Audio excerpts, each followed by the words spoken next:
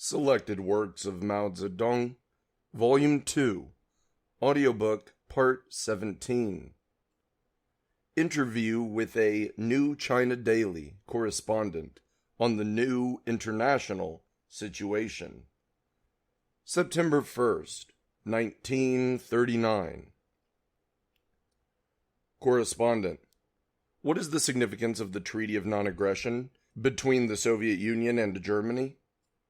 Footnote 1. The Treaty of Non-Aggression between the Soviet Union and Germany was signed on August 23, 1939. End of footnote 1. Mao Zedong. The Soviet-German Non-Aggression Treaty is the result of the growing socialist strength of the Soviet Union and the policy of peace persistently followed by the Soviet government. The treaty has shattered the intrigues by which the reactionary international bourgeoisie, represented by Chamberlain and Daladier, sought to instigate a Soviet-German war, has broken the encirclement of the Soviet Union by the German, Italian, Japanese anti-communist bloc, strengthened peace between the Soviet Union and Germany, and safeguarded the progress of socialist construction in the Soviet Union. In the East, it deals a blow to Japan and helps China. It strengthens the position of China's forces of resistance to Japan and deals a blow to the capitulators. All this provides a basis for helping the people throughout the world to win freedom and liberation. Such is the full political significance of the Soviet-German Non-Aggression Treaty. Question: some people do not realize yet that the Soviet-German Non-Aggression Treaty is the result of the breakdown of the Anglo-French-Soviet talks, but think that the Soviet-German Treaty caused the breakdown. Will you please explain why the Anglo-French-Soviet talks failed?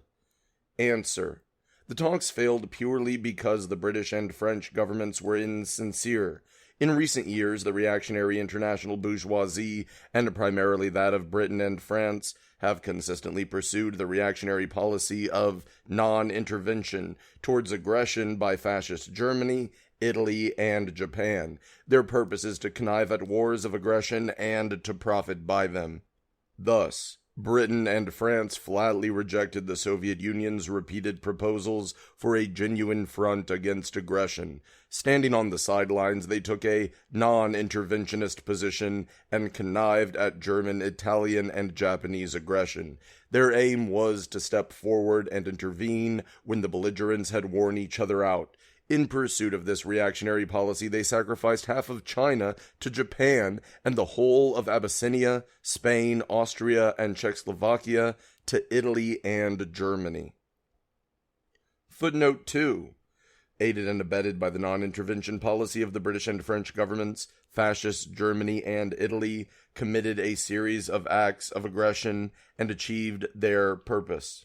Italy began her armed aggression against Abyssinia in October 1935 and occupied the whole country in May 1936.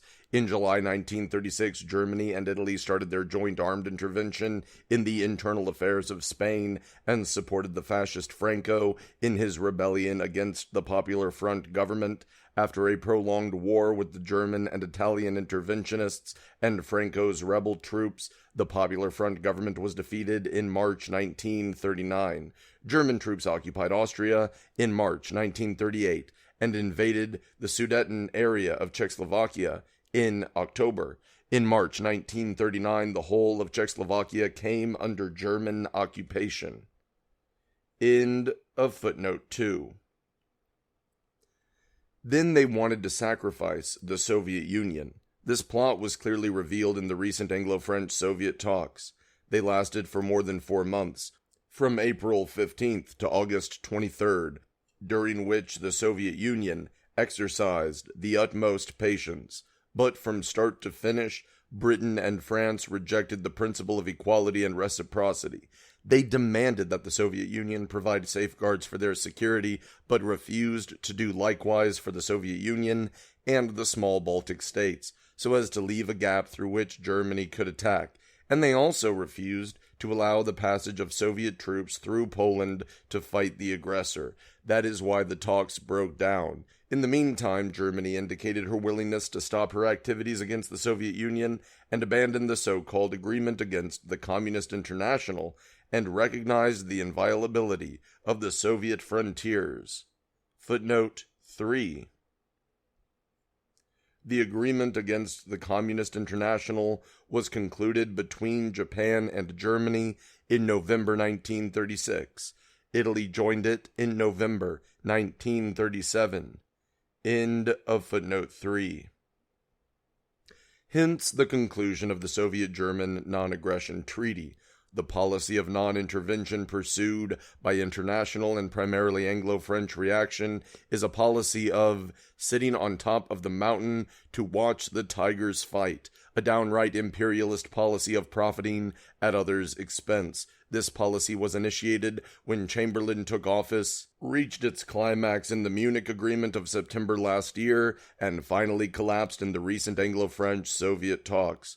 From now on, the situation will inevitably develop into one of direct conflict between the two big imperialist blocs, the Anglo-French bloc and the German-Italian bloc. As I said in October 1938 at the 6th plenary session of the 6th Central Committee of our party, the inevitable result of Chamberlain's policy will be like lifting a rock only to drop it on one's own toes. Chamberlain started with the aim of injuring others only to end up by ruining himself. This is the law of development which governs all reactionary policies. Question: in your opinion, how will the present situation develop? Answer: the international situation has already entered a new phase. The one-sided situation in the Second Imperialist War, which has existed for some time, in other words, the situation in which, as a result of the policy of non-intervention, one group of imperialist states attacks while another sits tight and looks on, will inevitably be replaced by a situation of all-embracing war as far as Europe is concerned. The Second Imperialist War has entered a new stage.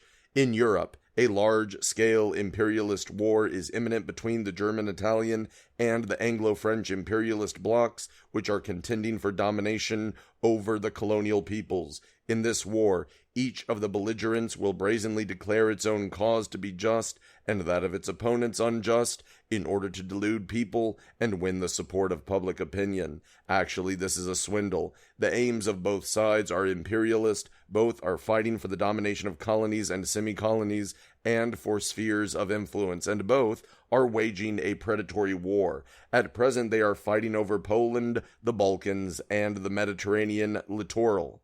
This war is not at all a just war. The only just wars are non-predatory wars, wars of liberation.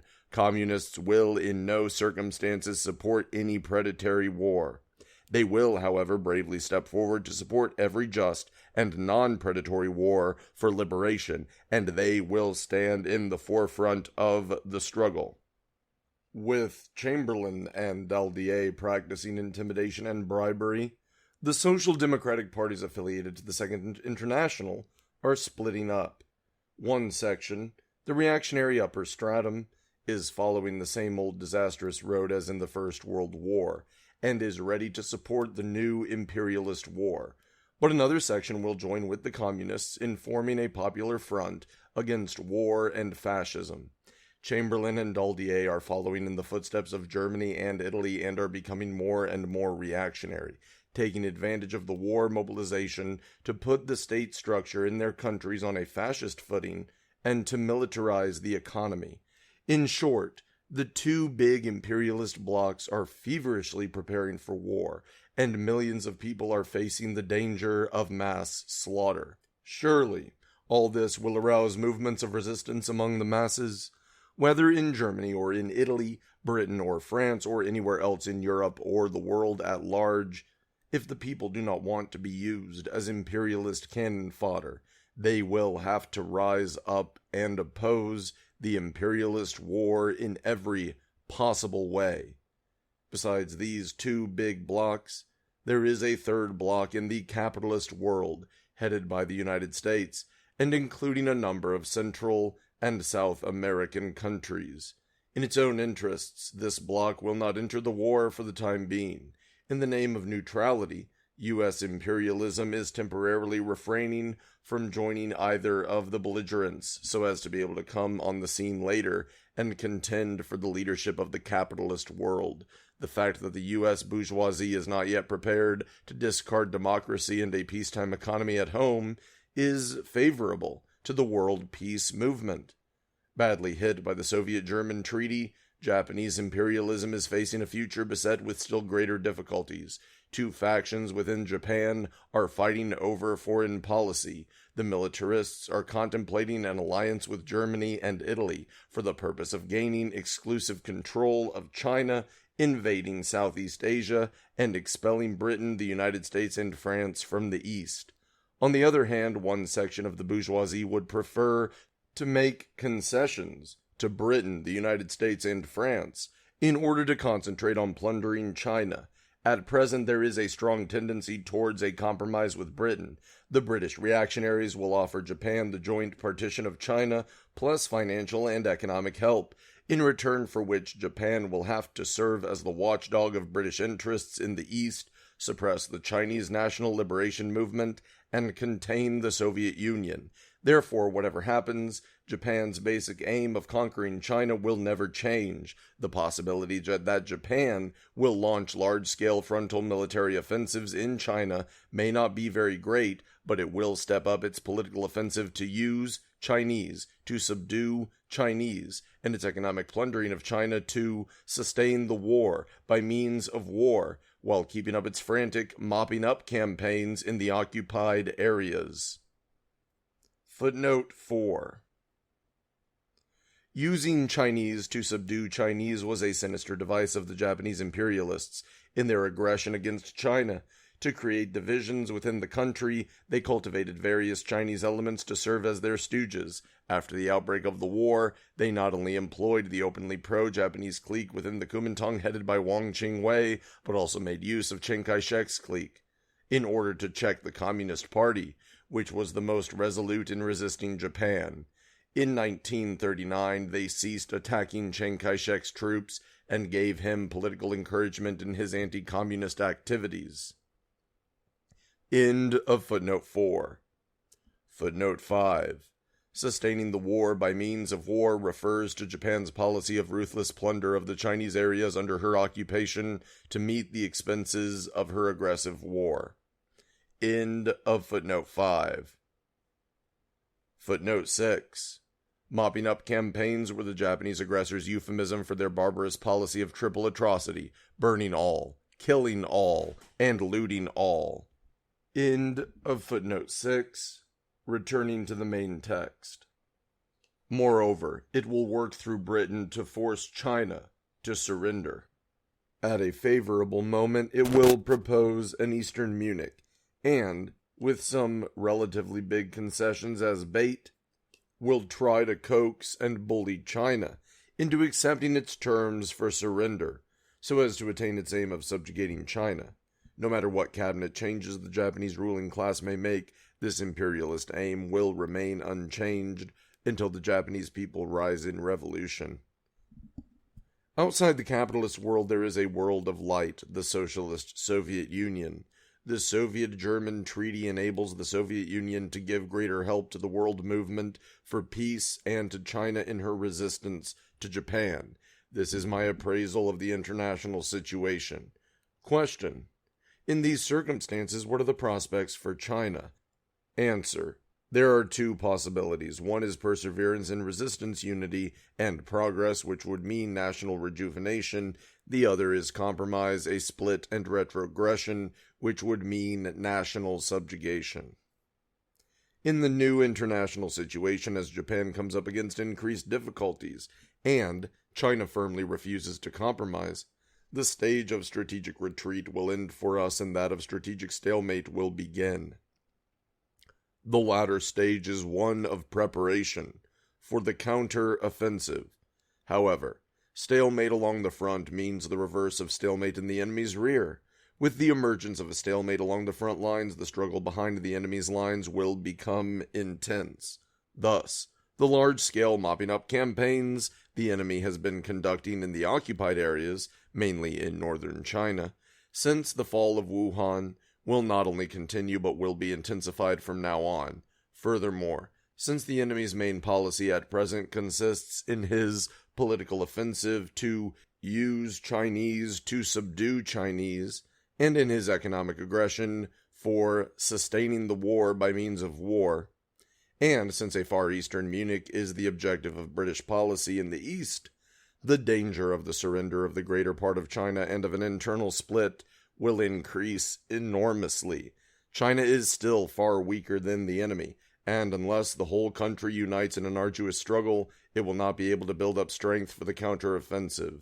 Therefore, the most serious task for our country is still perseverance in the war, and there must be no slackening.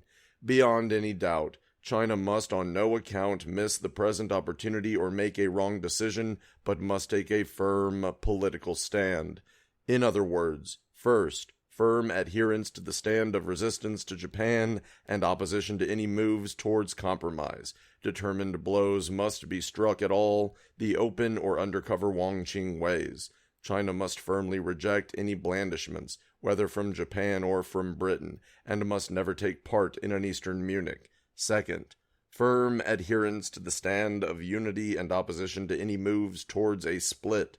Strict vigilance must be maintained against such moves, whether they stem from the Japanese imperialists, from other foreign countries, or from the capitulators at home.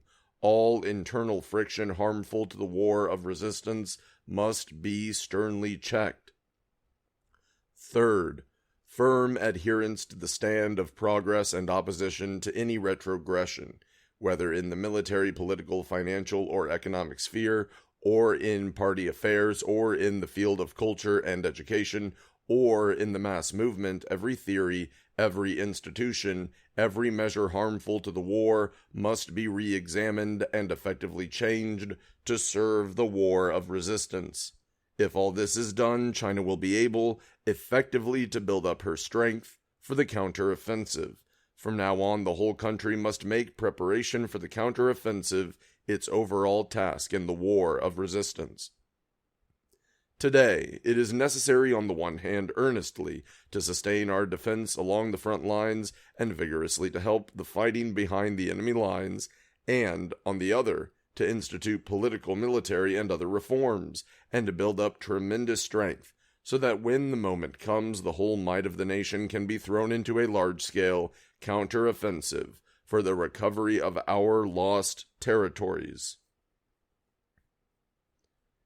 End of Interview with a Correspondent.